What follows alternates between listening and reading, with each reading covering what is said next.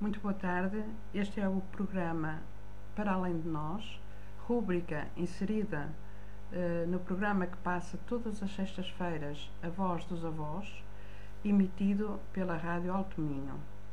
Este programa é patrocinado pela Associação Vida Alternativa e cá estaremos hoje novamente convosco. Agradecemos e damos as boas-vindas a todos os ouvintes. O tema hoje, o tema escolhido é a crise, um tema recorrente que nos acompanha todos os dias, em todas as vertentes da nossa vida, através de todos os meios sociais, através das conversações e interação entre as pessoas, que se tornou já, faz parte da nossa vida, já as conversações, as posturas, as formas de pensar, as ansiedades, tudo aquilo que nos rodeia hoje em dia está acompanhado constantemente, está baseado nesta ideia que temos já tão formatada de crise, de uma crise global, de uma crise que acentuada não só no nosso país como ao nível mundial. Vamos hoje tentar, talvez, desmistificar um pouco daquilo que consideramos que é a essência da crise, a causa da crise e quem sabe, sugestões também para mudarmos esta forma de pensar que, na nossa opinião, promove então essa sim realmente uma crise.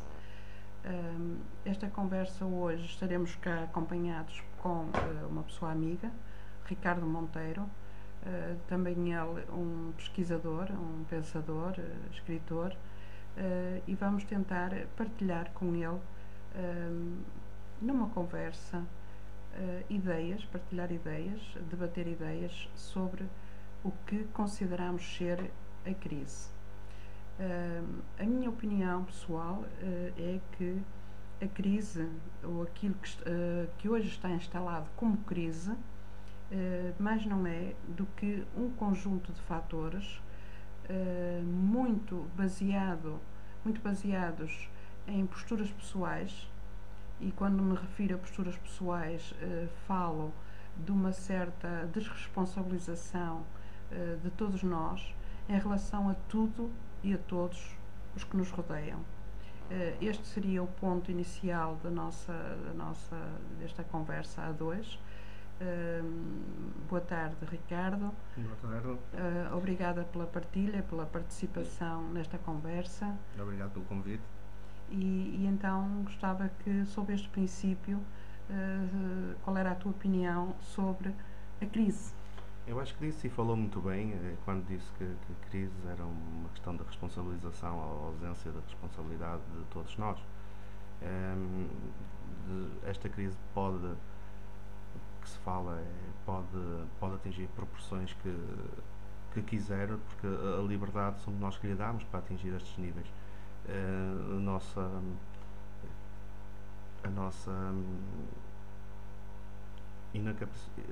A nossa falta de capacidade de reagir a tudo que nos colocam é aquilo que a gente está a ver. Teoricamente, uma ditadura ou uma crise pode avançar até onde o povo está pronto para lutar pela liberdade ou pela correção da situação, e o que vemos em Portugal é que simplesmente não há participação nenhuma. As pessoas mantêm a ilusão de que votar diz alguma coisa, e podemos ver de ato eleitoral em ato eleitoral as coisas não mudam nada, e há pessoas que são muito mais velhas que eu e estão nisto há muito mais tempo e que veem que nunca houve alteração nenhuma a favor do povo via voto. É só uma forma de 4 em 4 anos a gente acreditar que temos a liberdade de alterar seja o que for. Não estamos a conseguir realmente ver sinais, e então nesses últimos tempos eles mudam de lugares, mudam os nomes, mas o povo continua a ser suprimido de liberdades, e uma após a outra vão retirando tudo que se construiu antes e que existia antes, e ao longo da história temos estado a ver que estamos a perder algo. Mas essa postura em relação à política, e que também é fundamental, não é? É um dos esteios da sociedade. No fundo, todos somos políticos, não é? No nosso dia a dia, todos temos ações políticas, logo tomamos uma decisão, logo fazemos uma escolha, uma opinião, tudo isso é política. Mas aqueles a quem chamamos a classe política, a quem entregamos as nossas a responsabilidade de gerirem uma nação, e não me refiro só a Portugal, como vemos isso em tantos outros países, até que ponto é que essas pessoas assumem responsabilidades por ignorância, por simplesmente incapacidade, a vários níveis, mas também pelo afastamento a nível de presença, de estar, de conhecimento, de interesse das próprias pessoas que os elegeram. Eu sou da opinião de que nós nunca podemos, ninguém pode entregar a sua vida, a direção da sua vida, e neste caso uma vida comum, comunitária de um país, nas mãos de alguém totalmente. Nós, quando elegemos alguém, toda aquela camada ou aquela base eleitoral que está por trás desse alguém é a força que promove e que devia promover constantemente, através da sua participação a todos os níveis, participação cívica, entenda-se, participação social constante, que deveria atuar de forma a que o político se sentisse responsabilizado, também constantemente estimulado, responsabilizado e até fiscalizado, porque é mesmo assim em relação às ações, às decisões que toma. Aquilo que eu sinto é que, e daí é que falei na palavra desresponsabilização no início desta conversa, é que todos nós, e acho que não há exceções, todos nós nos desresponsabilizamos. Ou seja, de alguma forma, por simpatia, por empatia com determinada cor partidária ou com as pessoas que estão nesse partido, nós fazemos as nossas escolhas, mas na realidade nenhum povo, nenhuma nação pode ser governada por determinados elementos de uma classe política. Isso é impossível. A participação a nível energético, a nível moral, a nível social das pessoas tem que estar sempre presente. E eu aí acho que realmente nós desabituámos-nos a ser participativos em tudo aquilo que vai acontecendo à nossa volta.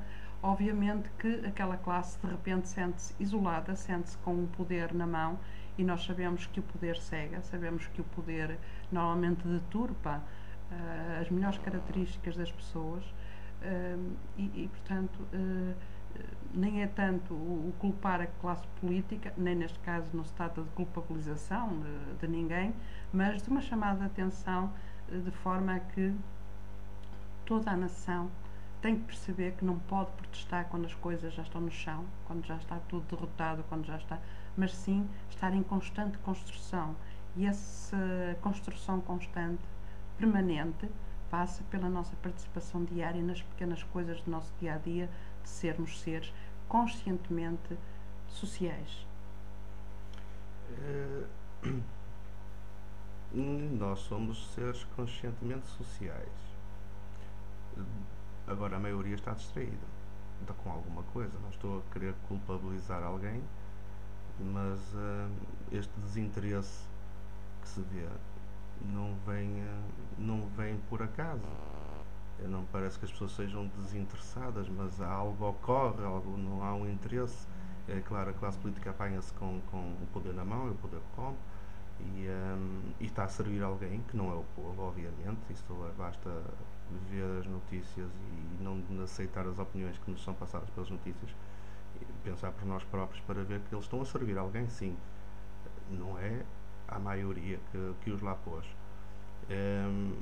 De qualquer forma, esse sistema de uns poucos governarem uns muitos, já em vários períodos da história se demonstrou que não funciona. A Rússia tentou algo como a Comunidade Europeia. A Comunidade Europeia está a falhar, como se está a ver. A participação que funciona e que funcionou melhor na história foi precisamente uma participação total do máximo número de pessoas possível em pequenas comunidades, e não assim deste sistema massivo que cresceu, porque repara, aqui há uns anos atrás precisávamos de alguma coisa, ia-se falar com o presidente da junta e que sabia os problemas pessoais de cada um, de cada família e casos individuais. E agora depois passamos a ter que falar para uma Câmara, e a Câmara passamos a ter que falar para uma capital, e de uma capital agora temos que falar para uma capital europeia. Cada vez somos mais pequeninos à máquina que estamos a criar, e esta máquina só tende a ser mais desumana porque não pode contemplar todos os indivíduos, não tem capacidade para isso, e requer um humano para um grupo pequeno de indivíduos, e que esteja integrado com o grupo social e o ambiente social a que se refere. É impossível terem noção de valores de que se passa no Minho ou no Algarve. Em Bruxelas não há tradição, não há ligação de sangue, são números, não há uma presença humana, uma energia humana que se identifique com o que possa ocorrer ali. Não há quem ouça uma voz neste momento. Existe um número, e se o número for grande com um problema, talvez haja um pouco de atenção. Talvez. Não, nesta fase não está. Ou seja, a congregação do poder em poucas mãos, além da possibilidade, e que é bem latente hoje em dia, da corrupção a todos os níveis e em todas as vertentes, tira realmente a capacidade analítica humanista, humana, direta, com as populações, também por diversos fatores. Mas também essa observação leva-me, se calhar, ao ponto que eu gostaria de tocar e focar, que é essa congregação de poder leva diretamente a uma dos parceiros sociais hoje mais poderosos e mais influentes e menos responsáveis, na minha opinião, e digo isto frontalmente, obviamente existem exceções, mas sem responsabilidade social absolutamente nenhuma, que é a chamada mídia, a comunicação social, que, quanto a mim, fazem uso para seu próprio proveito, para manter o poder de que dispõem, e que é muito, não é? Sabemos o quanto essa classe tem de poder, que eles próprios, já não digo pelas bases, se calhar pela maior parte dos jornalistas, mas no seu topo, na realidade são geridos a nível mundial por 3 ou 4 empresas que são os detentores da informação. Ou seja, não é informação que chega a eles, informação verdadeira, que deve ser passada, não é? Isso foi uma grande conquista da nossa civilização, mas são os detentores da informação, que é totalmente diferente. Eles são os senhores da informação. A informação chega, é trabalhada, é estudada, segue determinados canais e determinados é alvo de determinadas operações de maquiagem, digamos assim, para ser colocada, mostrada depois em público, não é? Quando chega agora no público, já devidamente moldada dentro daquilo que esses poderes lhes interessa. E agora, que poderes são esses? Porque é que chegamos à incapacidade que todos tivemos de não conseguir ver isso? Como é que chegamos ao ponto de conceder tal poder a meia dúzia de entidades? Isso é totalmente verdade, e é pesquisável, e hoje em dia existem factos que podem ser encontrados e registros. De facto é verdade.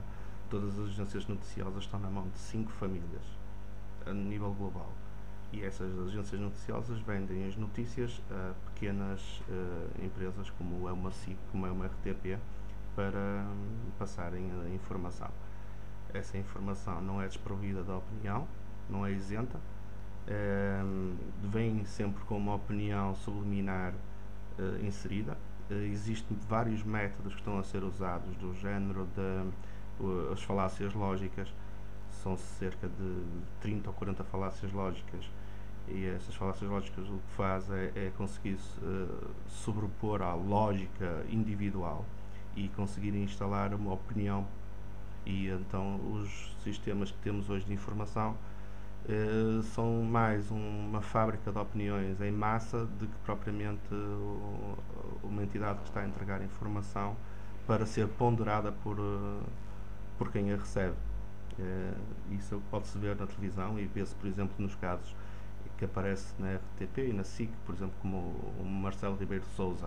O que é que ele está a fazer no fim? Ele está a moldar, ele está a dar uma ideia, uma opinião, e que geralmente vai dividir-se por uma outra parte, que vai ter uma ideia diferente, que passará num outro canal, e as pessoas vão andar a discutir entre uma ideia e entre outra, mas com isto estão a discutir entre ideias que nenhuma delas é da própria pessoa que ouviu o facto.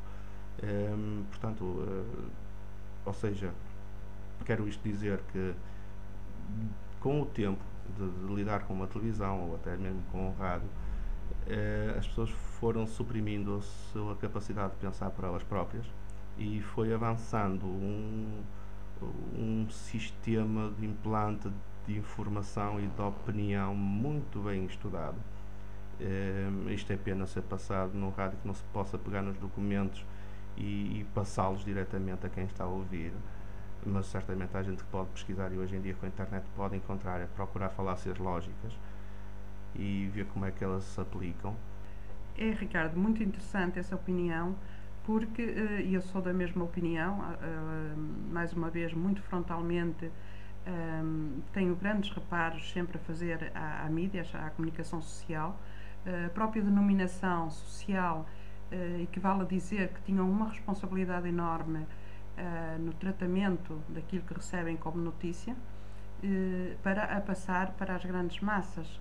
Mas isso não acontece e esse poder, que é um poder que hoje é abrangente a todas as nações, ainda que esteja na mão de muito poucos, é na realidade uma fábrica de notícias, e essas notícias são tendenciosas, totalmente tendenciosas, porque não é o facto verídico, são, como acabou de dizer, os fomentadores e criadores de opinião, o que me leva àquela frase que eu costumo usar muitas vezes quando faço palestras públicas ou até quando escrevo, e que muitas pessoas não entendem e que até se ressentem um bocadinho dela, mas não posso deixar de continuar a fazer esta afirmação, é de que nos encontramos num sistema de robotização.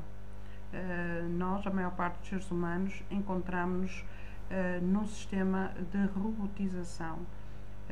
Estes fomentadores de opinião, os métodos também que se usam a nível comercial, a nível de chamado marketing, tão intensos, tão agressivamente intensos, ainda que disfarçadamente, levam as pessoas a adquirir, a fazer as suas aquisições de uma forma quase com compulsão, ou seja, as pessoas hoje em dia já não escolhem aquilo que querem comprar, ainda que aparentemente escolhem, mas são levadas a essa escolha devido à mensagem subliminar e direta. São duas vias que atuam em paralelo, a mensagem direta e a mensagem subliminar, desse outro poder que é os grandes interesses e interessados economicamente e que hoje em dia campeiam em todos os países do mundo, essas macroempresas que têm,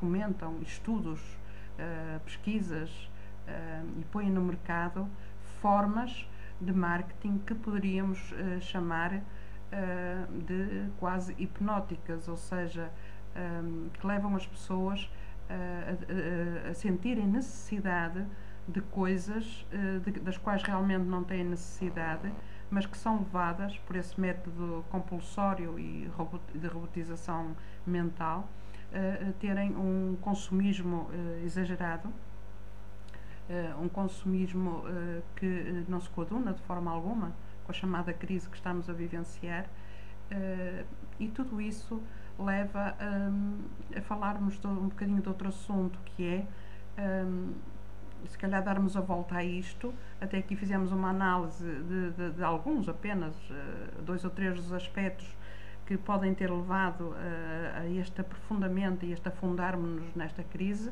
mas de que formas nós podemos dar a volta, cada um de nós, porque eu continuo a achar que a resolução e a solução desta crise está não num governo, não em parcerias, não num sistema económico ou financeiro diferente, mas sim em cada pessoa, em cada um de nós, na forma como atuamos no dia a dia, na forma como atuamos na nossa vida profissional, na nossa vida familiar, na nossa vida social. Eu acredito que nós somos os detentores, todos nós, das ferramentas necessárias para debelarmos esta crise, porque esta crise, ou esta malfadada crise mundial, na minha opinião, está baseada também numa crise individual a nível de comportamentos conscienciais, ou seja, a nossa ambição, a nossa falta de responsabilidade e de preocupação com os outros, o ego, o egoísmo, o egocentrismo,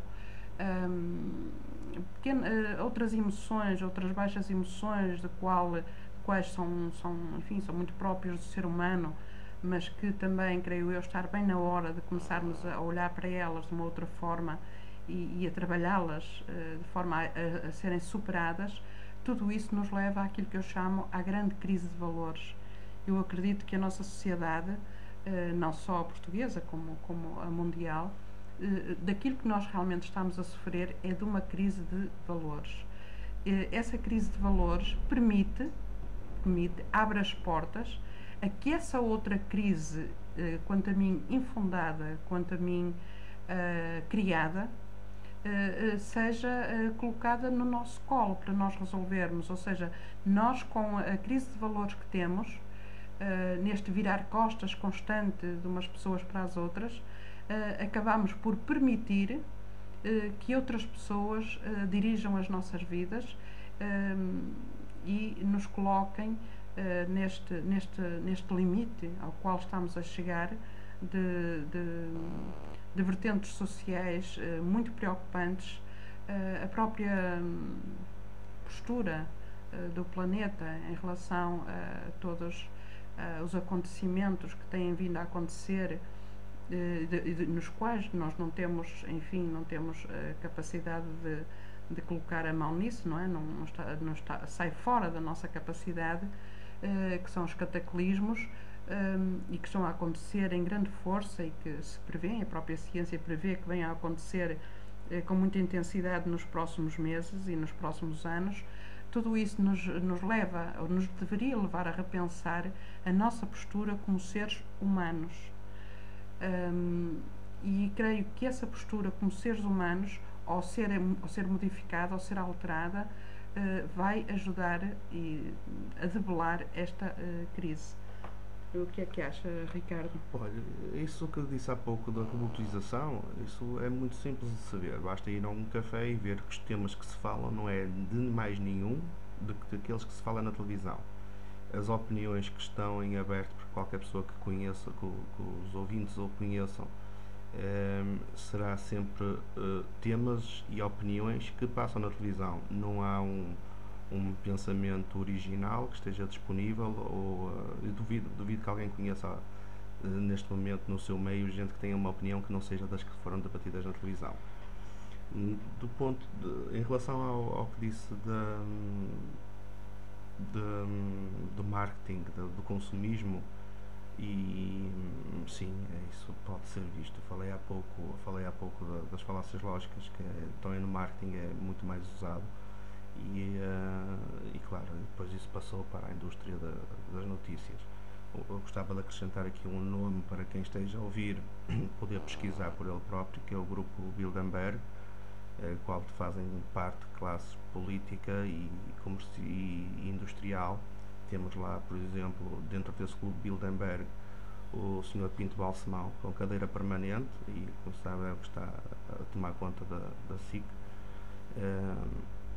Isto sobre o tema da pouco.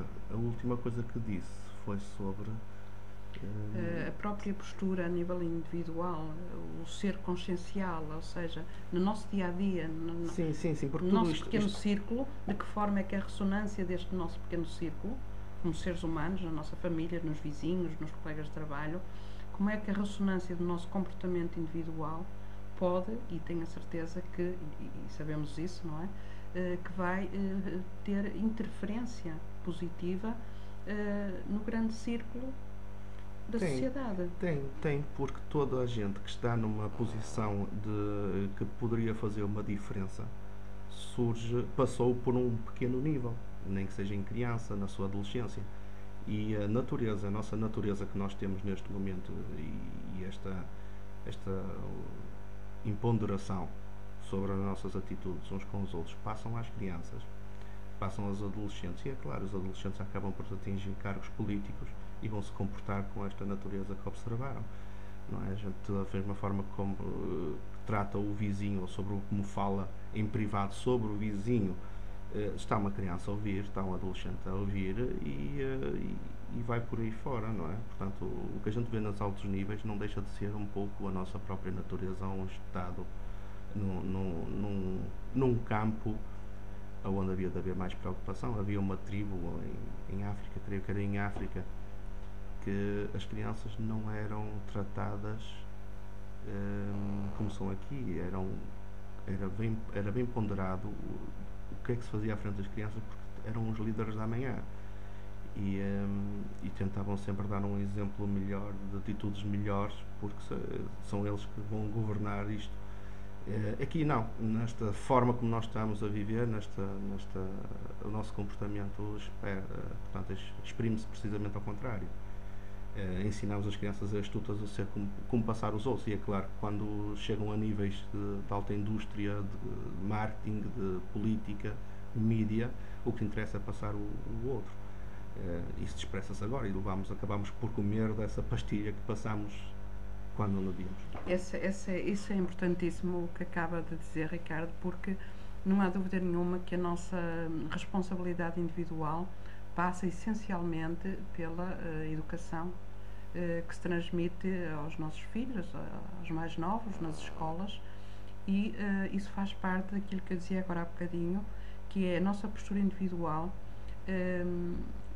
Foi e é, e continua a ser, e se calhar ainda será, esperemos que não, por muitos anos, a causa de todas essas coisas que atualmente nós nos queixamos, inclusivamente dessa robotização, inclusivamente dessa falta de honestidade de consciência dos políticos, esses poderes, a mídia, os outros poderes a nível mundial, os senhores da guerra, os senhores das armas, os senhores das drogas, etc. Os grandes monopólios das drogas legais, não é?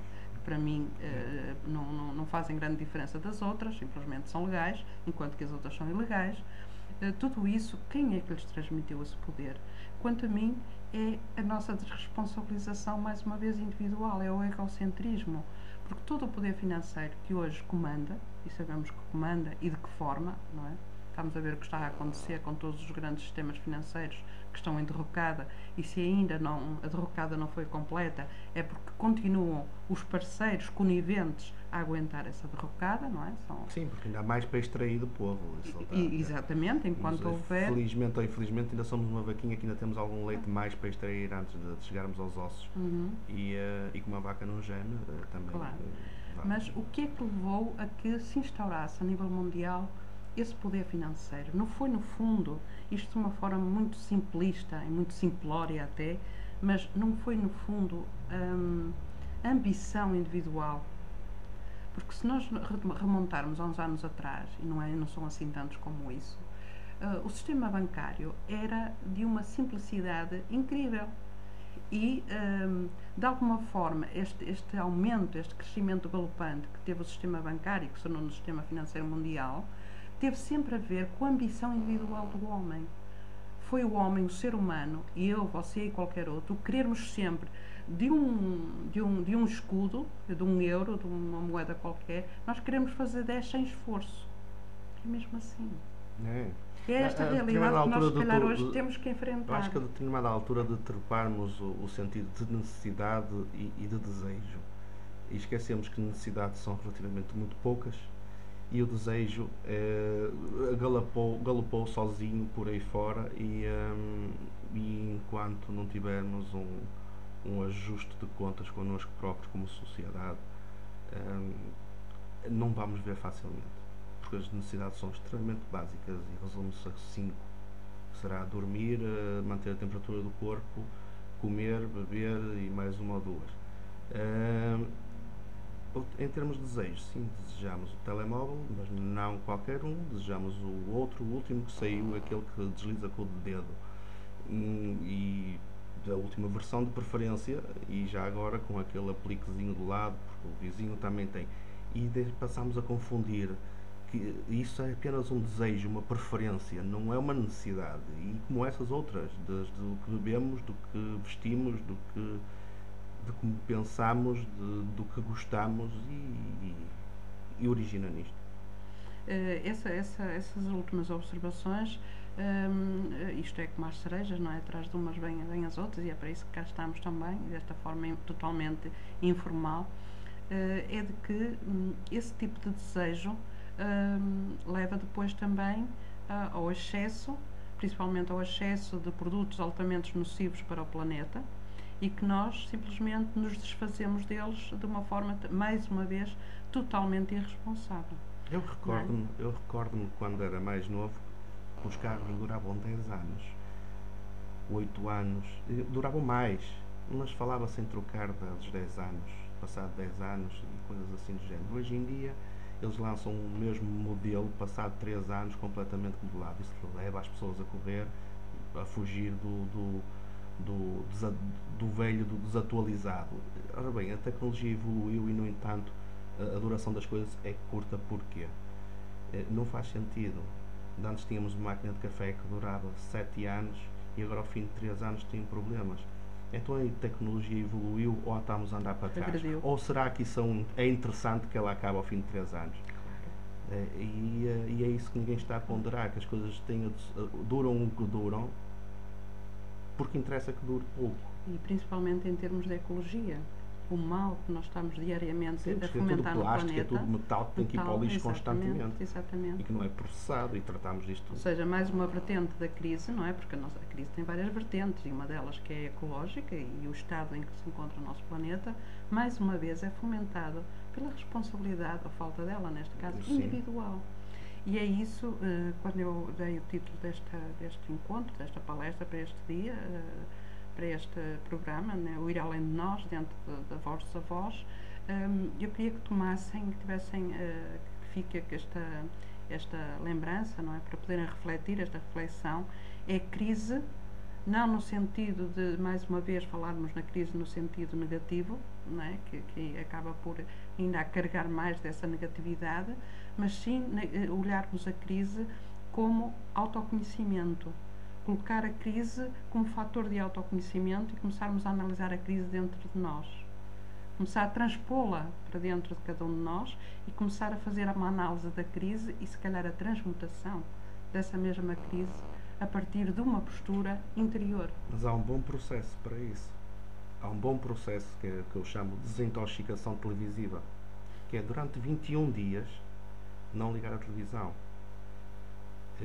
Isto já conheci gente que sugeria isto, eu próprio fiz isto, e os resultados são interessantes, porque revela o grau de vício que se tem.